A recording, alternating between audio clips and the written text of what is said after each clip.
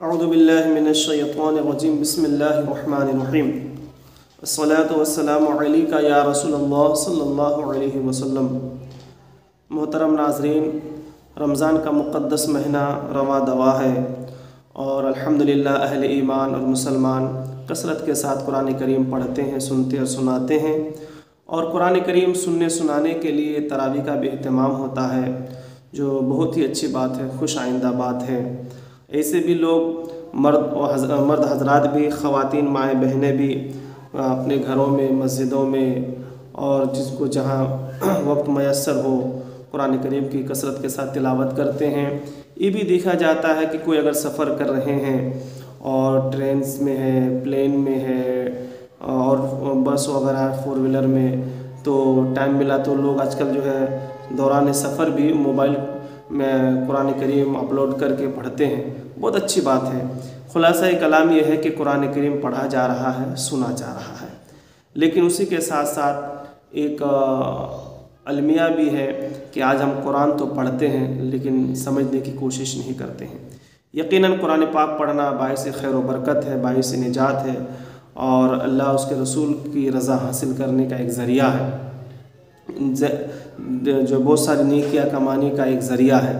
لیکن اللہ سبحانہ و تعالیٰ نے قرآن پڑھنے کا بھی حکم دیا ہے اور سمجھنے کا بھی حکم دیا ہے اور عمل کرنے کا بھی حکم دیا ہے۔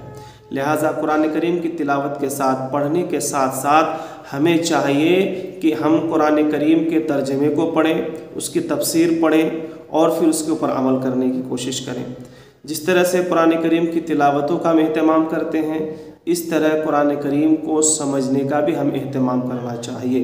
اللہ سبحانہ و تعالیٰ نے قرآن کریم میں اعلان فرمایا ہے کہ ہم نے قرآن کو اس لیے نازل کیا، اور خاص کر کے عربی زبان میں اس لیے نازل کیا تاکہ سمجھنے میں آسانی ہو، اور قرآن کو سمجھنے کے لیے، سمجھانے کے لیے اور قرآن کے پیغامات کو عام اور تام کرنے کے لیے، اپنی اپنی زندگیوں میں اتارنے کے لیے اللہ سبحانہ و تعالیٰ نے اس قرآن کو نازل فرمایا ہے۔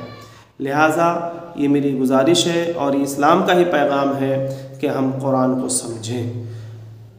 یہ بہت سارے لوگ یہ سوچتے ہیں کہ میں نے 2 ختم کر لیے، 3 ختم کر لیے، 5 ختم کر لیے، اور یہ بہت اچھی بات ہے اور یہ باعث خیر و برکت ہے۔ یقیناً بہت اچھی بات ہے، لیکن اسی کے ساتھ ساتھ ہمیں قرآن کریم کو سمجھنے کا بھی اہتمام کرنا چاہیے اور سمجھنے کی کوشش کرنی چاہیے۔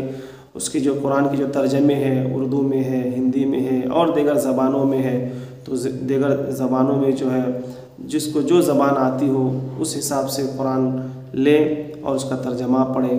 اعلیٰ حضرت کا ترجمہ کنز الایمان پڑھیں، اور کنز الایمان کے ساتھ خزائن العرفان کی تفسیر ہے مختصر میں جامع، وہ پڑھیں۔ صراط الجنان عام فام زبان میں ہے، اس کو پڑھنے کی کوشش کریں، یا پھر تفسیر کے اوپر جو لیکچر ہے، جو تقریریں ہیں، اور اس کے اوپر آڈیو ویڈیو کی شکل میں جو ہے بیانات ہے، اس کو جو ہے سنیں۔ جن کو پڑھتے آتا ہے وہ پڑھیں، جن کو پڑھتے نہیں آتا ہے وہ اس تفسیر کے لیکچرز اور بیانات سنیں۔ تو ہم جب قرآن کو سمجھیں گے نا انشاءاللہ تو بڑا لطف آئے گا اور اللہ کی رحمتوں کا خاص نزول ہوگا۔ جو شخص قرآن پڑھتا ہے نماز میں اور جو سمجھ کے پڑھتا ہے، تو دونوں کی نماز میں بہت فرق ہوتا ہے۔ لہٰذا ہم جس طرح قرآن کریم کو پڑھنے کا اہتمام کرتے ہیں، اس طرح سے سمجھنے کا بھی اہتمام کرنا چاہیے۔ سمجھنے والوں کے لیے آسان ہے، اللہ نے قرآن کو آسان بنایا ہے یاد کرنے والے اور سمجھنے والوں کے لیے۔ اللہ سبحانہ و تعالی ہم سب کو قرآن کریم کی تلاوت اور اس کے ترجمہ پڑھنے کی اور تفسیر پڑھنے کی توفیق عطا فرمائے۔ اور اسی کے ساتھ ساتھ یہ بھی ذہن میں رکھیں کہ قرآن کریم صرف رمضان میں نہیں پڑھنا ہے، باقی دنوں میں بھی ہمیں پڑھتے رہنا چاہیے، سمجھتے رہنا چاہیے، ترجمہ پڑھتے رہنا چاہیے۔